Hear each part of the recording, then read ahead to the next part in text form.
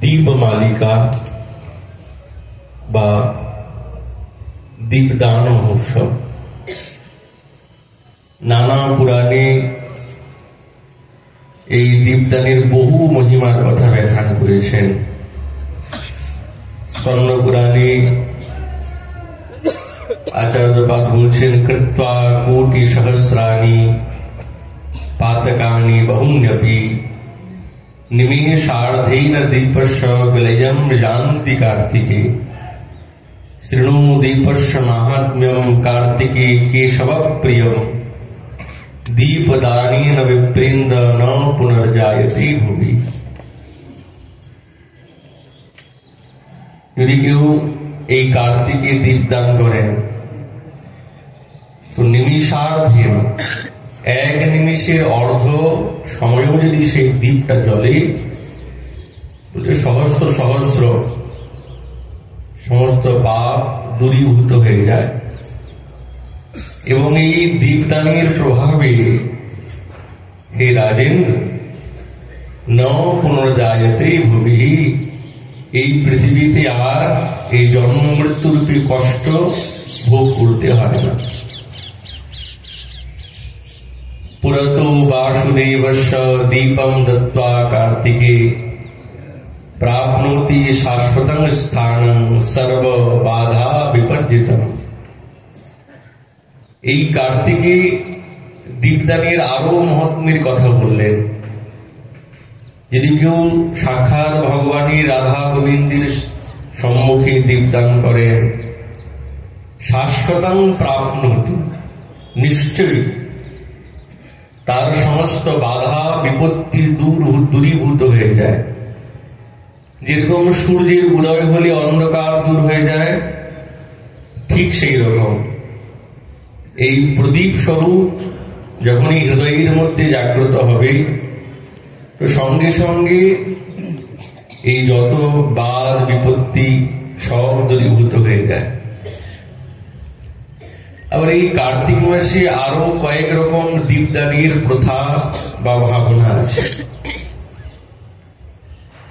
কুর্জাত কার্তিকে মাসি কর্পূরেণ তু দীপকম দ্বাদশাং বিশেষেণ তস্য পুণ্যম বদামিতে। যদি কেউ এই কার্তিকে দ্বাদশীতে দীপের কথা বললেন, দ্বাদশীতে কার্তিকে যদি কর্পূর সংযুক্ত করে যদি দীপদান করে, তার আরো বেশি মহত্বের কথা। আবার একটি দীপদান আছে পরদীপ, মানে আমি দিচ্ছি না, আমি অন্য কারো দ্বারাই দীপদান করাচ্ছি। পরেন দীয়মানং ইতি পরদীপ প্রবোধন।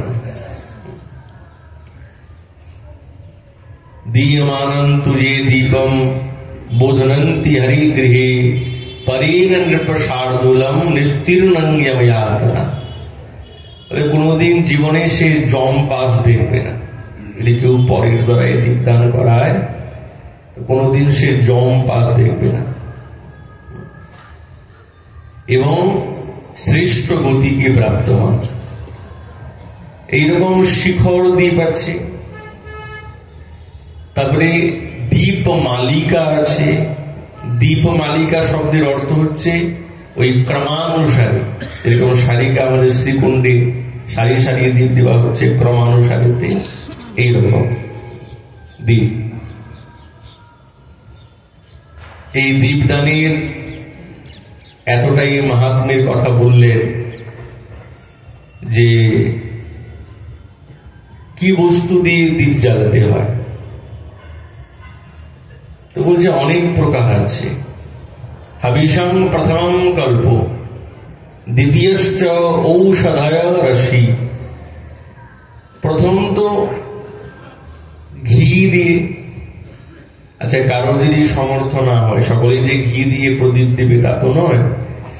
তো বলছেন তাহলে ঔষধি রসের দ্বারা এই দীপদান করতে পারে। ঔষধি মানে ফল পাকান্তা বৃক্ষা ইতি ঔষধয়। যেই ফলটা পেকে যাবার পর বৃক্ষটি নষ্ট হয়ে যায়, তাকে ঔষধি বৃক্ষ বলে। যেরকম সর্ষে, তিল, এগুলো হচ্ছে ঔষধি বৃক্ষ। তো এদের তেলের দ্বারাও দীপ জ্বালানোর প্রথা আছে। এতে যে তার কোনো অপকীর্তি হবে এই কথা কিন্তু নেই। আবার স্কন্দ পুরাণে আছে যে এই দীপ প্রজ্বলিতের কথা।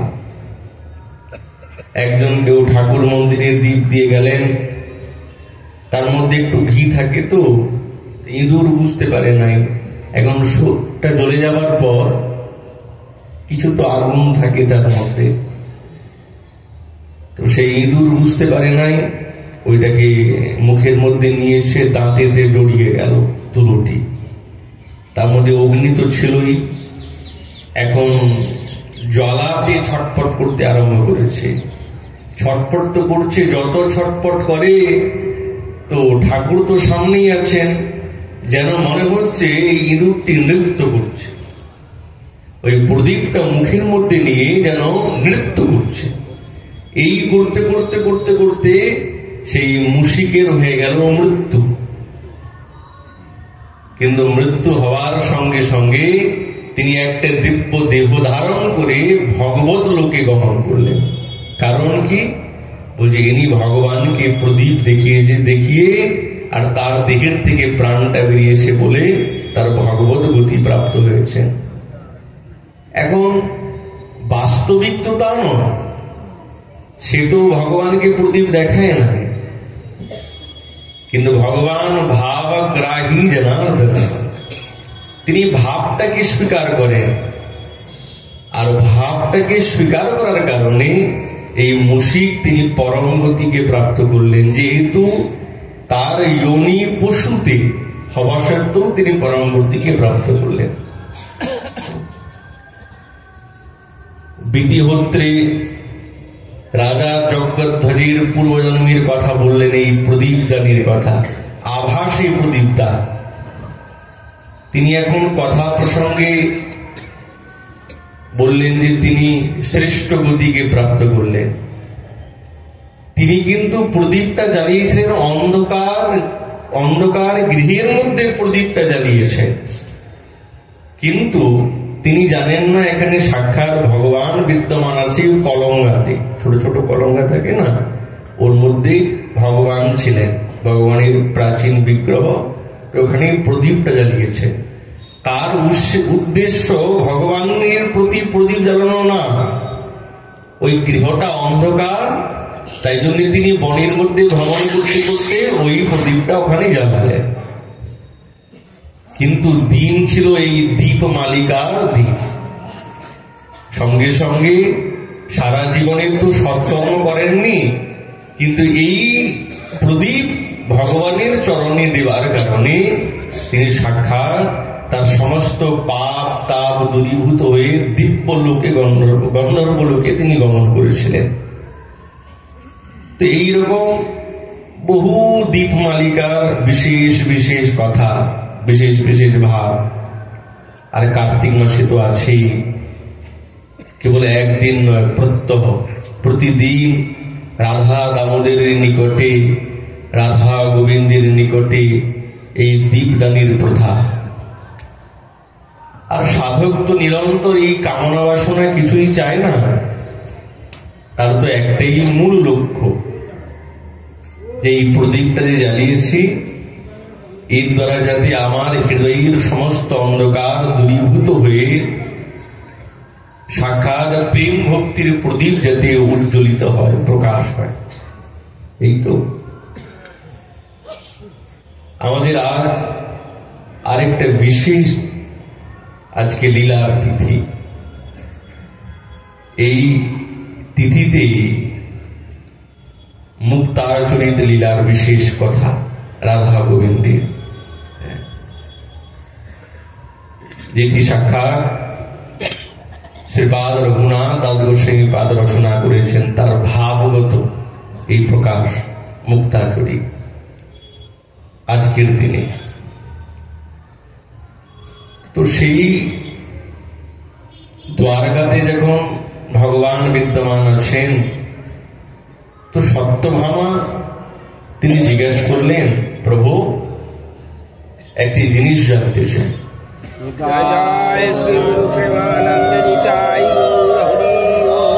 বলো কি? আচ্ছা, শুনেছি মুক্তা ফল, সত্যি সত্যি কি মুক্তা ফল হয়? তো দ্বারকাধীশ ভগবান বলছেন, সেদিন তো চলে গেছে, যেদিন মুক্তা ফল ফলত সেদিন তো আর নাই। এখনো সত্যভামা তো তিনি হট মনের মধ্যে আছে, না তাহলে তুমি আমাকে বলো সত্যি সত্যি কি মুক্তা কি ফলেছিল? তখন দ্বারকাধীশ ভগবান বলতে আরম্ভ করলেন, ঠিক আছে তুমি যখন জিজ্ঞাসা করছো তাহলে বলি। দীপান্বিতা তিথি, দীপাবলির তিথি কি অপূর্ব। বৃন্দাবনের প্রতি কুঞ্জে প্রতি অট্টালিকাতে সমস্ত ব্রজবাসীগণ একবারে প্রদীপের দ্বারাই সুসজ্জিত করেছেন। নন্দমোহন, বৃষভানু ভবন, যাবট সব। কেবল তাই নয়, এই বৃন্দাবনের প্রতিটি কুঞ্জে এই দীপমালিকার দ্বারাই সুন্দরভাবে কিঙ্করীগণ মঞ্জুরীগণ সাজিয়েছেন। সমস্ত গাভীগণকে সাজিয়েছেন স্নান করে তাদের অঙ্গে নানা রকমের রঙের দ্বারা অঙ্কন করেছেন এই দীপান্বিতা তিথিতে। তো এমন সময় বৃন্দাবনেশ্বরী এই মাল্যহারি কুঞ্জেতে তিনি এই মুক্তা মালাগুলি গ্রন্থন করছেন। এই মাল্যহারি কুঞ্জ হচ্ছে আমাদের এই রাধাকুণ্ডে, ওই দেখবেন ওইদিকে গোরাধাম যেতে রামলীলা ময়দান আছে না, মালিহারি কুয়া বলে একটা কুয়া থাকতো, যেখানে আমাদের সমস্ত বৈষ্ণবগণ ওইখান থেকে জল এনে সেবা কাজে লাগাতেন বা জল পান করতেন। আশেপাশে তো মিষ্টি জল ছিল না, ওই মালিহারি কুয়াতেই পরবর্তী সময়ে নাম হয়ে গেল মালিহারি। দেখবেন এখন তো সেই কুণ্ডটা একেবারে জরাজীর্ণ অবস্থাতে আছে, কিন্তু ওইটি হচ্ছে মাল্যহারি কুণ্ড এবং ওই স্থানটাই হলো মাল্যহারি কুঞ্জ এবং পাশে আছে মালিহারি কুয়ো। যেই মালিহারি কুয়োতে সকলেই জল আনতেন বা গোপী, ওই প্রাচীন থেকেই ওই কুয়োটা আছে, এখনো আছে, কিন্তু এখন দেখার আপনারা যেতে পারবেন না, এমন অবস্থাতে আছে। সংস্কার নেই তো, এমন অবস্থাতে আছে। কিন্তু চেষ্টা চলছে আমাদের যে ওই শ্রীকুণ্ডকে সংস্কার করে ওই মালিহারি কুঞ্জটাকে একটু সুন্দরভাবে সুরক্ষিত করা। কেন? যেহেতু এটি আমাদেরই স্থান, ভজনের স্থান, চিন্তনের স্থান। তো এই মাল্যহারি কুঞ্জেতে ললিতাদি সখীগণের সঙ্গে বৃন্দাবনেশ্বরী এই মুক্তার সুন্দর সুন্দর মালা গ্রন্থন করছেন। এমন সময় ভ্রমণ করতে করতে কৃষ্ণ উপস্থিত, দেখলো বা বেশ সুন্দর সুন্দর মুক্তার মালা। ও ললিতা, ললিতে, হ্যাঁ বলো, বেশ সুন্দর সুন্দর মুক্তা তো, আমাকে কয়েকটা মুক্তা দাও না, আমাকে কয়েকটা দাও, আমি আমার গাভীর গলায় পরাবো। ললিতা বলছে, বাবা ভাইবা, বড় বিচিত্র, হ্যাঁ, মানুষের মুক্তা পায় না আর ইনি নাকি আবার গরুর গলায় পড়াবে মুক্তা।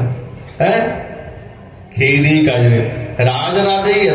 রাজা এবং রানীদের এই বস্তু, ও সমস্ত হবে না, মুক্তা টুক্তা নয়, যা। তো কৃষ্ণ বলছে, ও এত নিষ্ঠুর হচ্ছে কেন? দেখো না, দুটো দাও না, বেশি না, দুটো দাও অন্তত। দুটো কি করবে? বলে, দুটো আমার গরুর শিঙেতে লাগাবো, দুটা চকচক করবে, লাগাবো। ললিতা বলছে, তো বিচিত্র লোক, আচ্ছা ঠিক আছে দেখি। যদি কোনো কম দামি মুক্তা পাই ছোট মোটো তাহলে দেখছি। তো একটু নাড়া ঘাটা করে দেখলেন, অনেকক্ষণ ঘাটছে। আর গোবিন্দের তো মনের মধ্যে খুব ভাব লেগেছে, যখন ঘাটাঘাটি করছে তো অবশ্যই দেবে। আর এমন ভাব দেখাচ্ছে ললিতা যে সত্যি সত্যি মুক্তা দেবে। হ্যাঁ, ঘাটাঘাটি করে দেখলো না, কম দামি মুক্তা পেলাম না, অতএব মুক্তা হবে না, যাও। কৃষ্ণ বলছে দুটো মুক্ত হবে না? এত মুক্ত তোমার কাছে, দুটো মুক্ত দিতে পারবে না তুমি? বলছে না না, নাই আমার কাছে কম দামি মুক্ত নেই, যাও। কৃষ্ণ বলছে দেখো, ভালো করে বুঝে শুনে নাও, পরে কিন্তু মাগলে কিন্তু দেব না। তোমার কাছে আমরা মুক্ত মাগতে যাব কেন? আমাদের কি অভাব মুক্ত? হ্যাঁ, তোমার কাছে যাব মুক্ত মাগতে? ওই সমস্ত কথা আমাদেরকে বলো না, যাও তুমি তোমার কাজ করো। তো কৃষ্ণ বলছেন দেখে নাও, পরে চাইলে কিন্তু আর দেব না। বলছে আমাদের চাওয়ার দরকারই হবে না। এখন কৃষ্ণ কি করবেন? হতাশ হয়ে মুক্ত দিল না, মনটা খারাপ, মনে ভাবলো মুক্তা চাষ করবো আমি, কারো কাছে মাগবো না, নিজে চাষ করব। মায়ের কাছে উপস্থিত মধুমঙ্গল শ্রীরামকে ডেকেছে, ভাই। হ্যাঁ বলো ভাই। বলছে আমরা না মুক্তা চাষ করবো। বলে মুক্তা চাষ করবে? হয়। বলছে চলো মায়ের কাছে যাই। মা, ও মা। হ্যাঁ বাছা, কি হয়েছে বলো। মা কয়েকটা মুক্তা দাও না। কি করবি? আর ঠাকুরা বৃন্দাবনেশ্বরী সাক্ষাৎ নন্দরানী, তার কাছে কি অভাব আছে? মুক্তা করবি কি তুমি? তো কৃষ্ণ বলছে মা আমি মুক্তা চাষ করব। তো মা বলছে পাগলা আছে, মুক্তা চাষ। আরে মুক্তা চাষ করলে কি মুক্তা হয়? হ্যাঁ, এটা প্রথম শুনছি। আচ্ছা তুমি দাও না, তোমাকে চাষ করে দেখাবো। তখন পুত্রের হট, মা কি করলেন, কয়েকটা মুক্তা দিলেন। গুণে 10-12টা মুক্তা হবে, নিয়েছে। আর মুক্তা নিয়ে সঙ্গে মধুমঙ্গল ইত্যাদি সকলকে নিয়ে, সুবল ইত্যাদিকে নিয়ে, আর যমুনার পুলিনে এসে উপস্থিত। আর সুন্দর কিয়ারি বানালেন, বেশ ভালো শাকটার দিলেন। শাকটার দিয়ে আর ক্রমানুসারিতে ওই মুক্তগুলিকে লাগিয়ে দিলেন। সুবল বলছে ভাই মুক্তা তো লাগালে হবে তো? বলছে হবে হবে, চিন্তা নাই। দেখ না, তাহলে জল নিয়ে আসি কলসিতে করে। তো কৃষ্ণ বলছে আরে কি বলিস, মুক্তা লাগিয়েছি, তার মধ্যে জল দিলে কি হবে? বহুমূল্য বস্তু, দুধ দিতে, দুধের ব্যবস্থা করো। দুধ পাবো কোথায়? বুঝে যা, ও ললিতা বিশাখার কাছ থেকে মেঘে নিয়ে যা। সুবলকে পাঠিয়েছে, সঙ্গে ওই অর্জুন আছে। গেল, ও ললিতা বিশাখা কি ব্যাপার? তোমাদের কাছে দুগ্ধ আছে, দুগ্ধ দাও। আমরা মুক্তা চাষ করেছি, দুধ দিয়ে সেচন করতে হবে। ললিতা তো এমনি প্রখরা, কথা টানা টানা কথা। বাহ ভাই বাহ, এ তো বেশ আশ্চর্যের কথা। মুক্তা চাষ করলে তোমরা, আর আমাদের গরুর দুধ তোমাদেরকে দেবো কেন? তোমাদের কি অভাব আছে?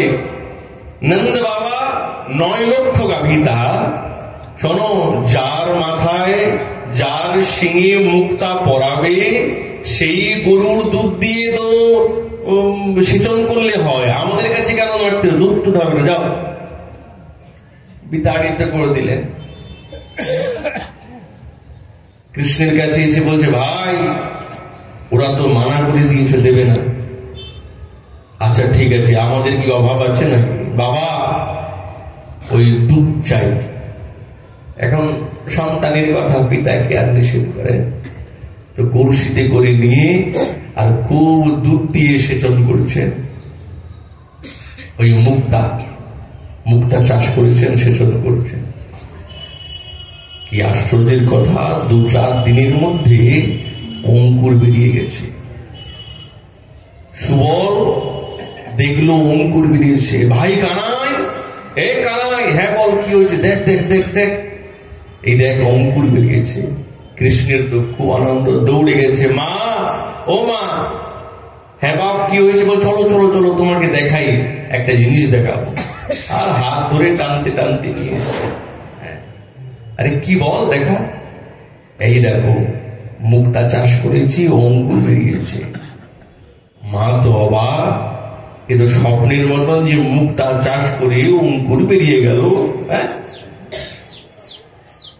চারিদিকে ছড়িয়ে গেছে কথা যে কৃষ্ণ মুক্তা চাষ করেছে যমুনার ঘাটে আর অঙ্কুরিত হয়েছে।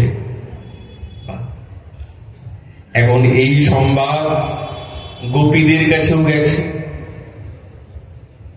তারা বলছে, রায় শুনেছি কৃষ্ণ মুক্তা চাষ করেছে, অঙ্কুর বেরিয়েছে। এখন ওনারা সকল প্রত্যেকদিন স্নান করতে আসে ওই ঘাট। এখন কৃষ্ণ করলো কি, সকলে দাঁড়িয়ে আছে মানে সখাগণ নিয়ে, গোপীরা যাচ্ছে। বিশাখা বলছে, ও সুবল, কি চাষ করেছো? মুক্তা। বলছে, হ্যাঁ মুক্তা চাষ করেছি। বাহ, বেশ ভালো, অঙ্কুর বেরিয়েছে? বলছে, হ্যাঁ বেরিয়েছে। ললিতা সখী কানে কানে বলছে, বিশাখা সত্যি সত্যি কি বেরিয়েছে? ও সুবল শোনো, ও মুক্তা হবে না, মুক্তার গাছ হবে না, কাঁটা গাছ হবে, কাঁটা গাছ, কাঁটা গাছ। এই বলে তো তারা মুখ মাখিয়ে চলে গেল। কৃষ্ণ বলে, খবরদার ওদের সঙ্গে কথা বলবে না, ওদের সঙ্গে কোনো কথা নেই, যা বলুক বলুক, আমাদের কোনো দরকার নেই ওদের সঙ্গে কথা বল, তোরা এইদিকে তাকা। এখন প্রত্যেক দিন যায় আর প্রত্যেক দিন টিটকারি মেরে মেরে যায়। প্রত্যেক দিন বলে, এই মধুমঙ্গল দেখবি কাঁটা গাছ হবে, বড় বড় কাঁটা হবে, ওই কাঁটা গলায় ঝুলাবে তোমরা। এরা আর কিছু বলে না, চুপচাপ থাকে। সুবল বারবার জিজ্ঞেস করে, কানাই মুক্তা হবে তো? যদি কাঁটা গাছ হয়ে যায় তাহলে তো বিপদ। আরে হবে, দুধ দিয়ে সেচন করেছি, তুই চিন্তা করছিস কেন? দাঁড়া, অপেক্ষা কর। দেখতে দেখতে গাছ বড় হতে আরম্ভ হলো। আরো 2-4 দিনের মধ্যে সত্যি সত্যি এ তো কাঁটা গাছ নয়, ভালো সুন্দর পাতা পল্লবায়িত হয়ে গেল, গাছ আরো বড় হতে আরম্ভ হয়েছে। কৃষ্ণ সেই গাছ লতাগুলিকে ওই কদম গাছের ডালের মধ্যে দিয়ে দিয়েছে, আর ঝাঁক একবারে পুরা ওই ঝাঁক ঝাঁক হয়ে গেছে। কি সুন্দর! কিছুদিনের মধ্যে ফুল এসে গেছে, ফুল। সখীগণ দেখছে, আরে বিশাখা তুই তো বলেছিলিস কাঁটা গাছ, দেখ ফুল ফুটেছে। আর এই ফুলের সুগন্ধ এত যে ব্রজমণ্ডলে পরিব্যাপ্ত হয়ে গেছে, এত সুগন্ধ, এত সৌরভ। কিছুদিন পর ওই বৃক্ষের মধ্যে মুক্তা ফলে গেল। ব্যাস, যেমনি মুক্তা ফলে গেছে, কৃষ্ণ বলছে, ভাই মধুমঙ্গল, শ্রীরাম, বসুদাম, সকলে আমাদের কিয়ারি ঘিরে দাঁড়া। ওই কোনো ভরসা নেই, চোর, ওরা চোরনি, চুরি করে নেবে। এখন গোপীগণ আসেন, তারা উগি মেরে মেরে দেখে। হ্যাঁ, যত উগি মারে এরা হাত দিয়ে, খবরদার তোমরা তাকাবে, তোমার দৃষ্টি ভালো নয়, তোমাদের আমাদের এই কিয়ারির দিকে তাকাবে না, দৃষ্টি তোমাদের ভালো নয়। এদের মনে তো কি আনন্দ, ব্রজমণ্ডলে মহিমা ছড়িয়ে গেল যে কৃষ্ণ ওই মুক্তা চাষ করে মুক্তা ফলিয়ে ফেলেছে। কি সুন্দর সুন্দর মুক্তা শ্বেত ঝলঝল করছে।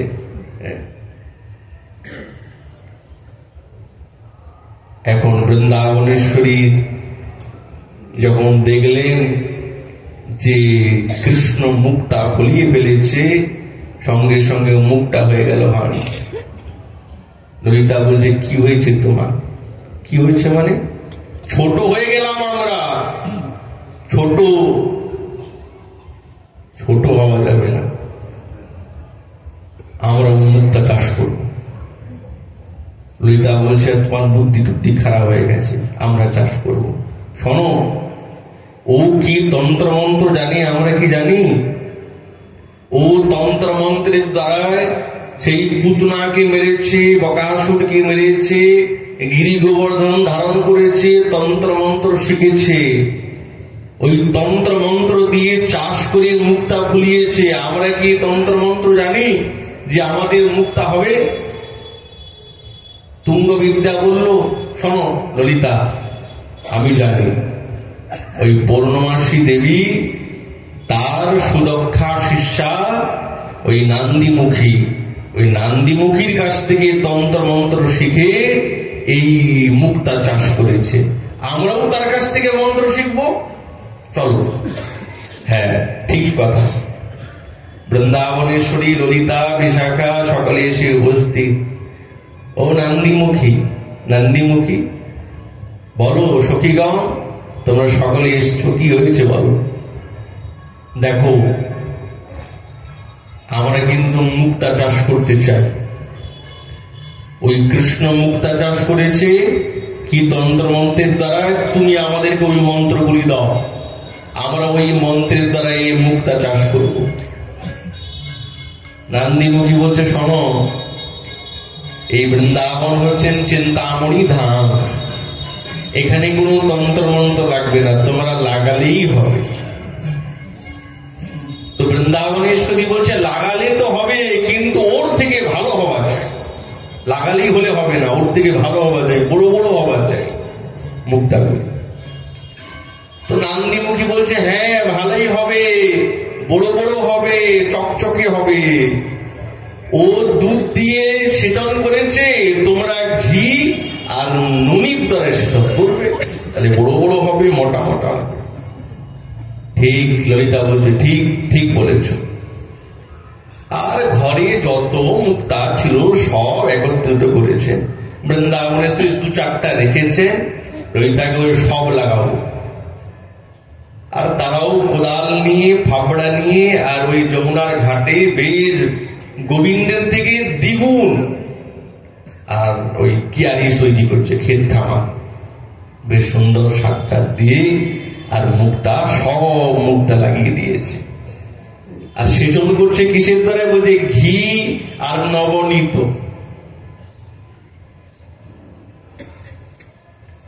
কৃষ্ণ বলছে, ও ললিতা, শুনেছি নাকি তোমরা মুক্তা চাষ করেছো?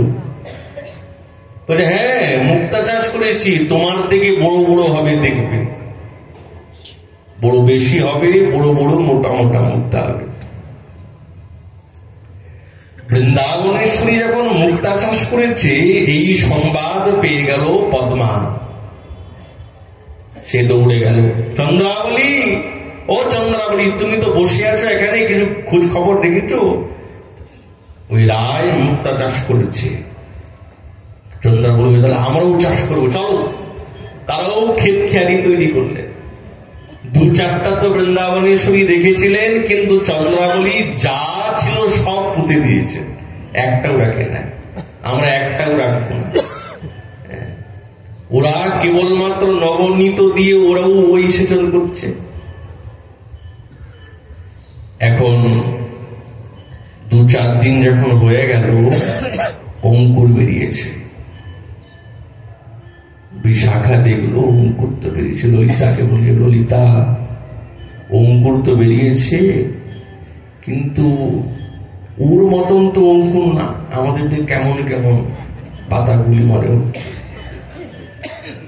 ললিতা বলে, আরে আরো 2-4 দিন যেতে যে একটু বড় হবে, তবে টুকরা যাবে। আমরা ঘি দিয়ে নবনীত দিয়ে সেচন করলাম, ভালোই হবে, চিন্তা করিস না। আচ্ছা ঠিক আছে। আরো 2-4 দিন যখন হয়ে গেল, গাছগুলি একটু বড় বড় হয়েছে। বিশাখা বলে, ললিতা এই দেখো গাছগুলি বড় বড় হয়েছে, কিন্তু ওর যেরকম পাতা সেরকম তো আমাদের পাতা না, এ তো কেমন তেঁতুল পাতার মতন দেখছি।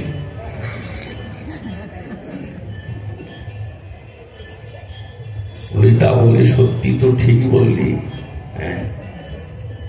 লাগালাম তো মুক্তা। আর কয়েকদিন যখন হলো, মুক্তার গাছ তো নেই, সব কাঁটা গাছ বেরিয়ে গেছে, সব কাঁটা গাছ, বাবলা গাছ, তেঁতুল পাতার মতো দেখতে। এখন কৃষ্ণ ওই পথ দিয়ে যাচ্ছে। ললিতা মুক্তা লাগিয়েছো শুনেছি,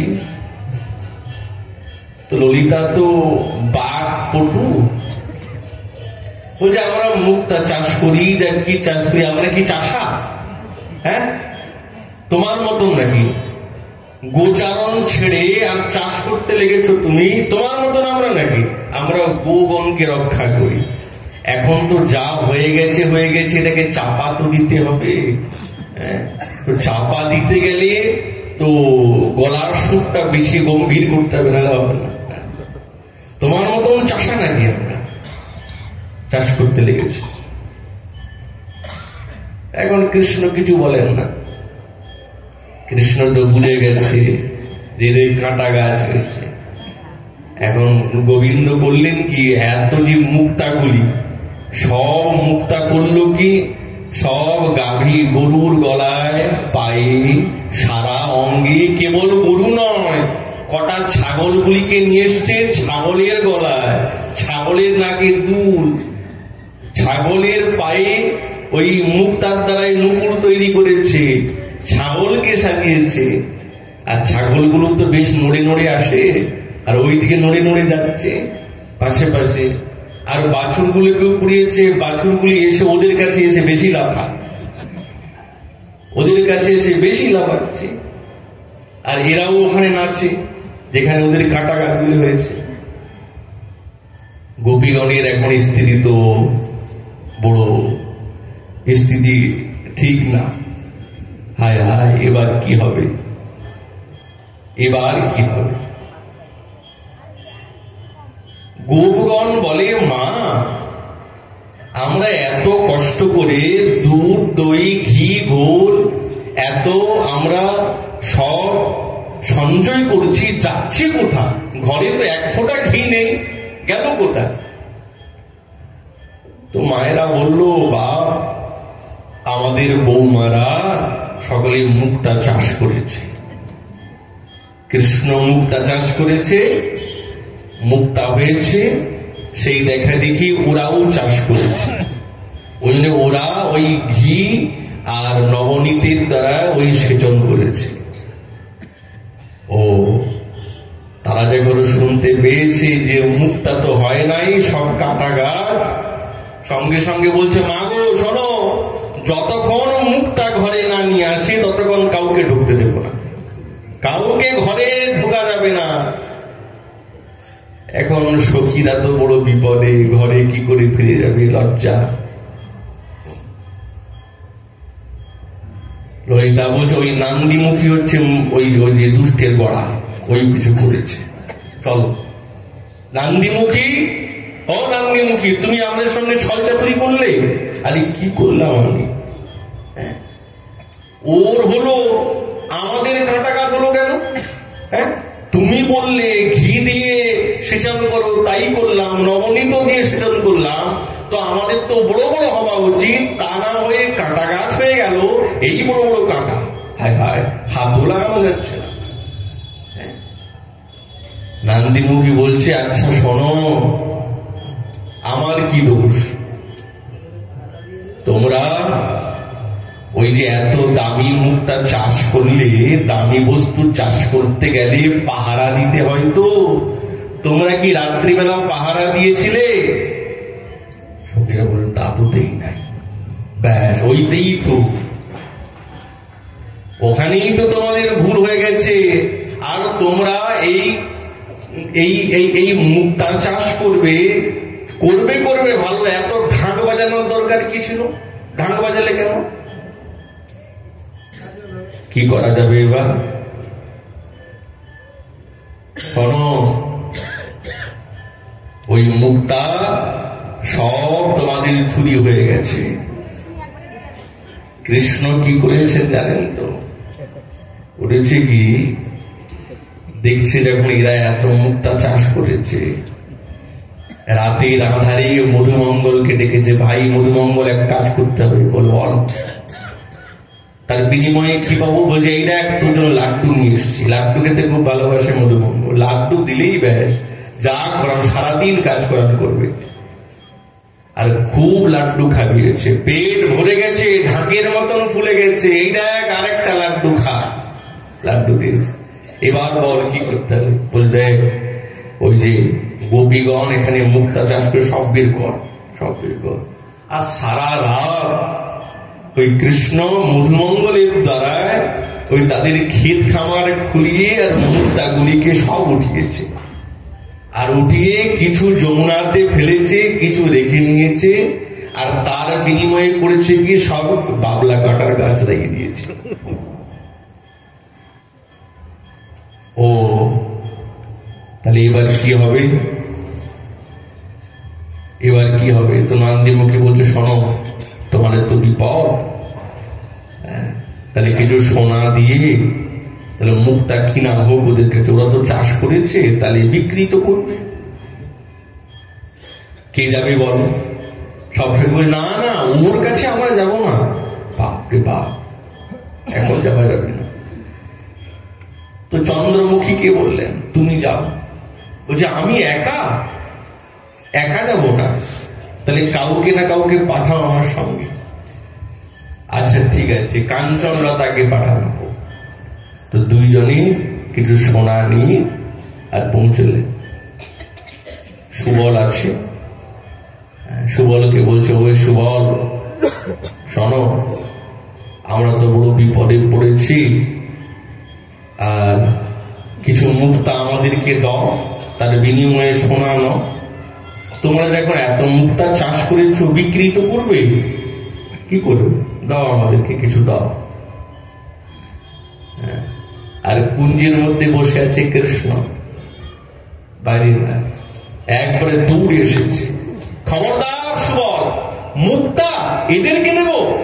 আমি ওই যমুনাতে ফেলে দেব, আমি গরুকে গাধাকে পরাবো, কিন্তু এদেরকে একটাও মুক্তা দেব না। জানো তো, 2টা মুক্ত মেগেছিলাম ললিতাকে। আমাকে বলে ওহো, রাজ রানীদের মুক্তা পায় না, আর গরুর সিংহে মুক্তা পড়াবে। খবরদার দেব না।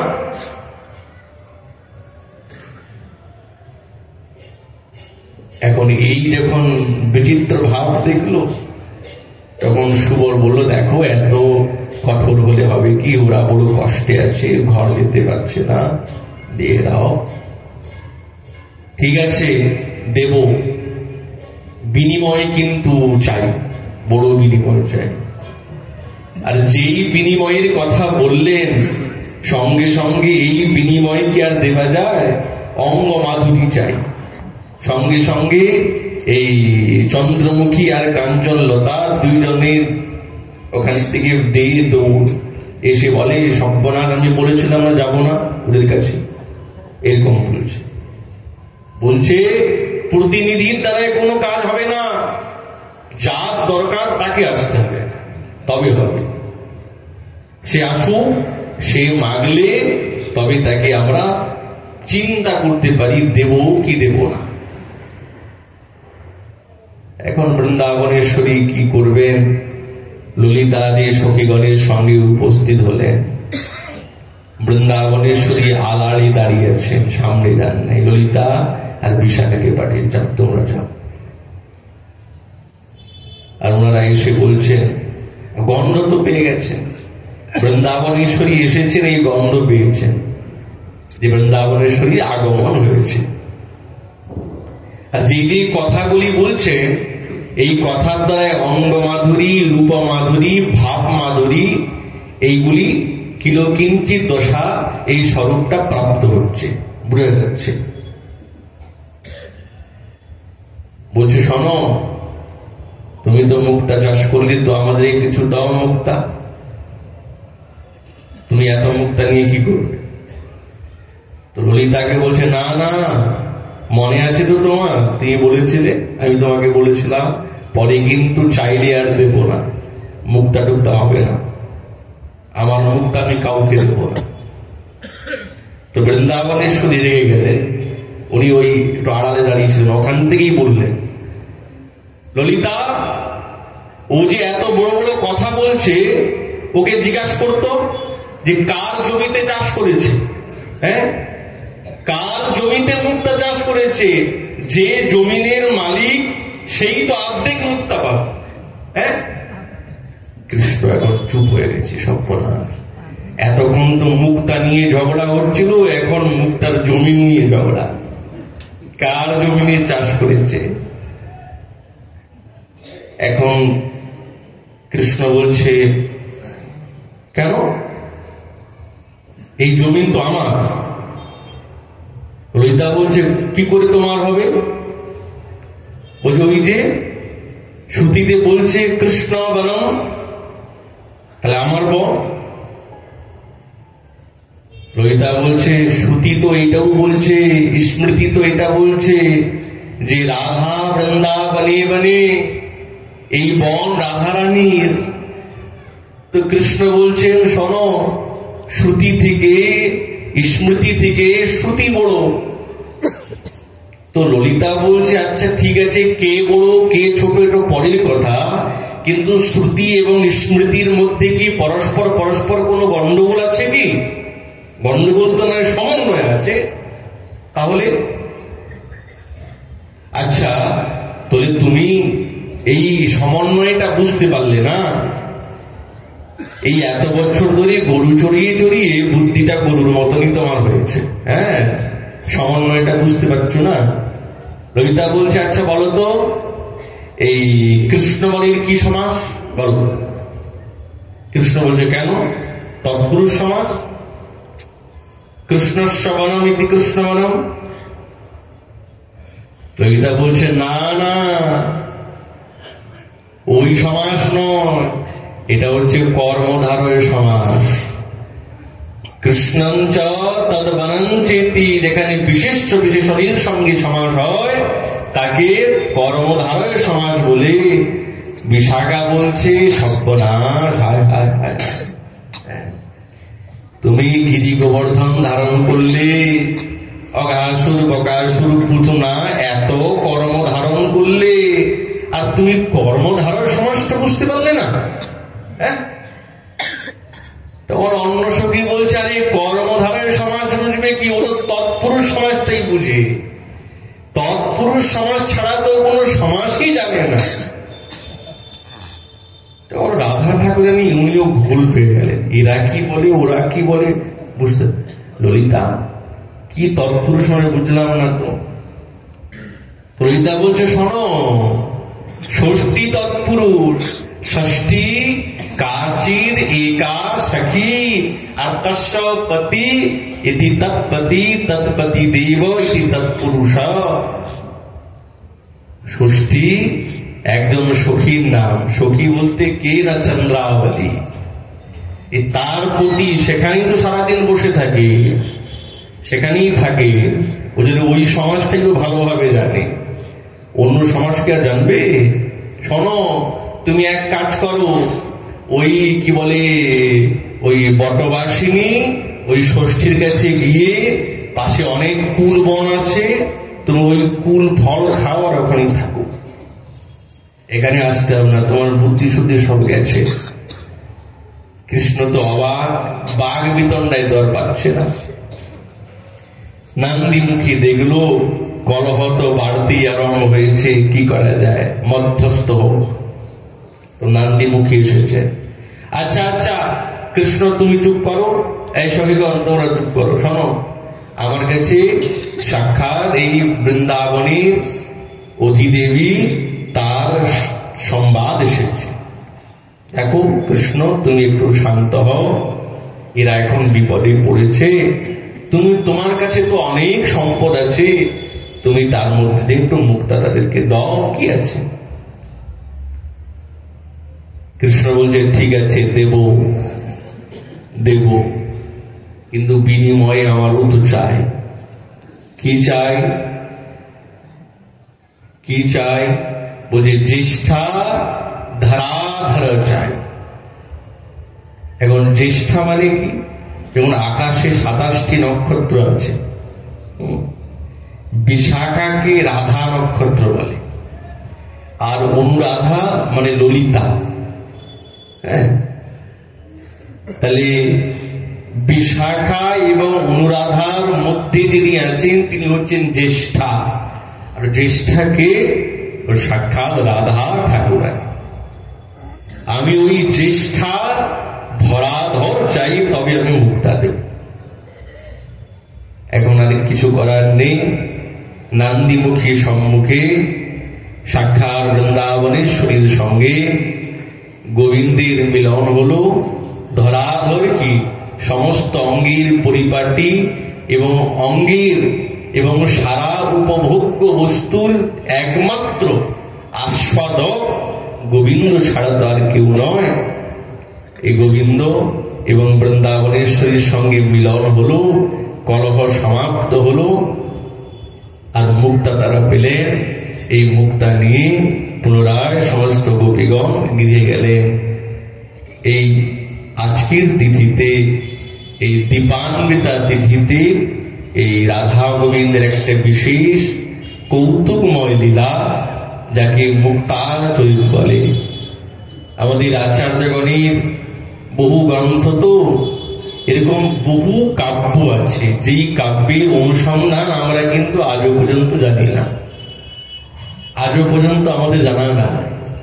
দেখুন সাধন ভজন সবই ঠিক আছে, এই সবই ঠিক আছে, কিন্তু সাধন ভজন কার উপরে দাঁড়িয়ে আছে? আমাদের আচার্যগণের এই রস কাব্যের উপরেই তো দাঁড়িয়ে আছে। তাদের মনের অনুভবের কথা এইগুলি, তারা প্রত্যক্ষ দ্রষ্টা। এইগুলি কোনো লেখনী না, কোনো কিংবদন্তি কথা না। এই হচ্ছেন তাদের সাক্ষাৎ, তারা দ্রষ্টা, তারা মুনি, মননশীল মুনি তারা।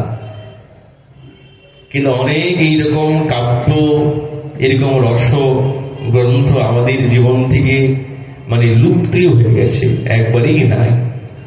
এরকম মুক্তাচরিত গ্রন্থ এখন আপনি পাবেন না, পাবেন না, লুপ্ত। ওই জন্যে আজ সেই দীপান্বিতা তিথি, সেই তিথিতে এই দিব্য লীলা, সেই লীলার আশীর্বাদ এরকম আস্বাদন করালেন, আমরা করলাম। এই বলে আমাদের ভাগবতী কথা এখানে বিশ্রাম। মহাপুর কৃপায় আগামীকাল আবার সেই পূর্ব বিষয়ে আলোচনা হবে। নিতাই।